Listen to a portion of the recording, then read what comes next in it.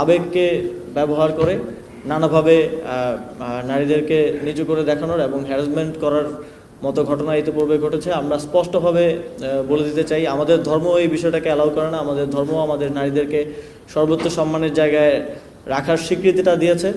যারা এই ধরনের কার্যক্রমের সাথে যুক্ত হয়েছে কিংবা হচ্ছে, তাদেরকে আমরা সতর্ক করে দিতে চাই, সরকার এক্ষেত্রে কোনো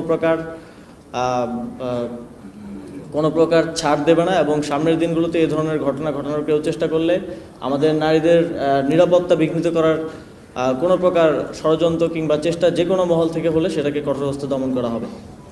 আমরা এমন একটি বাংলাদেশ চাই যেখানে জেন্ডারকে কেন্দ্র করে কোনো বৈষম্য থাকবে না।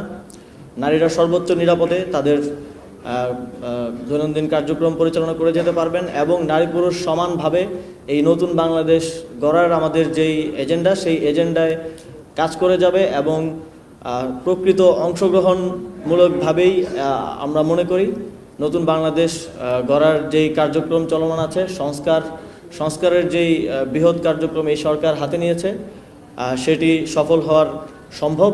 এবং সেক্ষেত্রে আমি আহ্বান করব বাংলাদেশের প্রত্যেক স্তর থেকে নারীরা আপনাদের অংশগ্রহণ, আপনাদের মতামত এবং সহযোগিতার মাধ্যমে এই এজেন্ডায় অংশগ্রহণ করবেন এবং আগামীর বাংলাদেশের একটি অন্যতম অংশীদার হিসেবে আবির্ভূত হবেন।